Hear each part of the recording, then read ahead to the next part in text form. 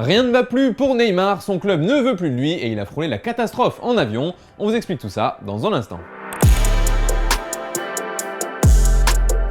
Bonjour à toutes et à tous et bienvenue dans ce nouveau JT Foot Mercato. Les galères s'enchaînent pour le Ney, tant au niveau professionnel qu'au niveau personnel. Car si vous avez loupé ça, sachez que le Brésilien a eu chaud. Plusieurs médias anglais ont affirmé que son jet privé avait été contraint à un atterrissage forcé hier au nord-est du Brésil, après avoir décollé de la Barbade dans les Caraïbes. D'ailleurs, le principal intéressé a récemment communiqué là-dessus pour rassurer ses fans. Je veux juste vous remercier pour les messages, vous dire que tout va bien. C'était juste une petite frayeur, mais tout va bien, on rentre à la maison. Plus de peur que de mal donc pour le Brésilien, et dans le même temps, comme je vous le disais en intro, ça se complique pour lui à Paris. En effet, d'après nos informations, le directeur sportif du PSG, Luis Campos, ne serait pas contre son départ.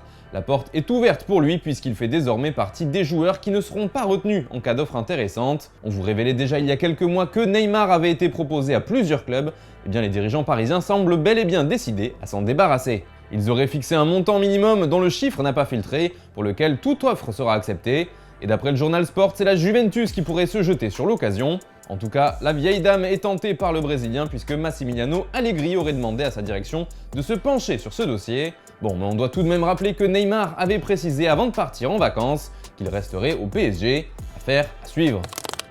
Mais quand même, si jamais il venait à partir, où devrait-il aller selon vous? C'est la question du jour. Comme d'habitude, vous nous donnez votre avis dans les commentaires et on en reparlera demain. Hier, on vous demandait quel joueur devait absolument rester à Manchester City, et pour la plupart d'entre vous, c'est Bernardo Silva qu'il faut bloquer, car il est trop important dans le jeu des Sky Blues. Et puis, en Angleterre, Arsenal multiplie les pistes sur le marché des transferts. Les Gunners ont décidé de battre le mercato tant qu'il est chaud.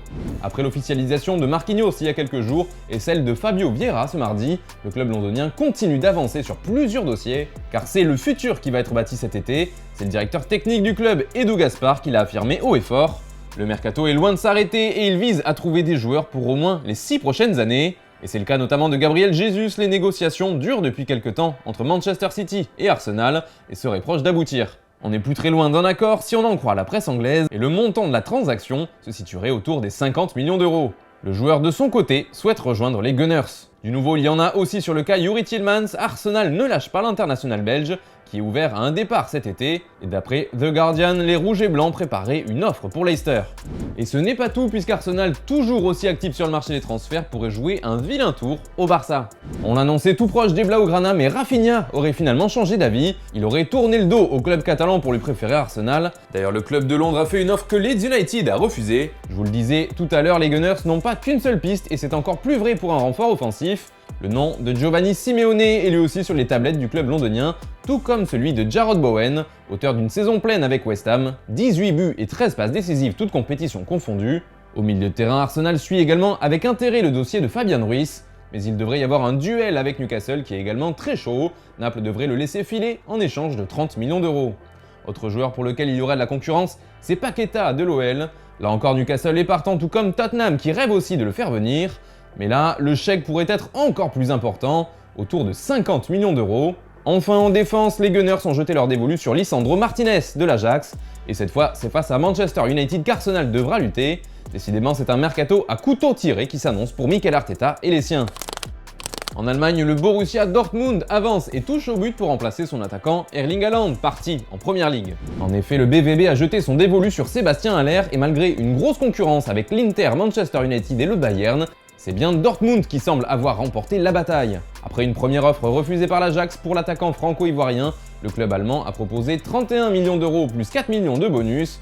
Une proposition acceptée par les Ajacides. Ça sent donc très bon pour le Borussia, même s'il reste encore le joueur à convaincre. Et puis, ça se précise de plus en plus pour une recrue du côté de l'AS Monaco. Il s'agit de Takumi Minamino, la piste prioritaire du club de la Principauté depuis le début du mercato. Eh bien, selon nos informations, un accord a été trouvé entre le club de Liverpool et l'ASM pour l'attaquant japonais. On parle ici d'un transfert d'environ 15 millions d'euros. Et puis, on l'attendait depuis plusieurs jours, c'est enfin officiel, Sadio Mané quitte Liverpool et part à la découverte d'un nouveau championnat. Le Sénégalais est transféré du côté du Bayern Munich avec qui il s'est engagé jusqu'en 2025. Les Reds toucheront une somme d'environ 40 millions d'euros. Allez, on se quitte avec l'image du jour qui nous vient de Guinée cette fois, avec Paul Pogba. La pioche est en vacances de retour sur la terre de ses parents, et le moins qu'on puisse dire, c'est qu'il a reçu un accueil chaleureux. Allez, bonne soirée les amis.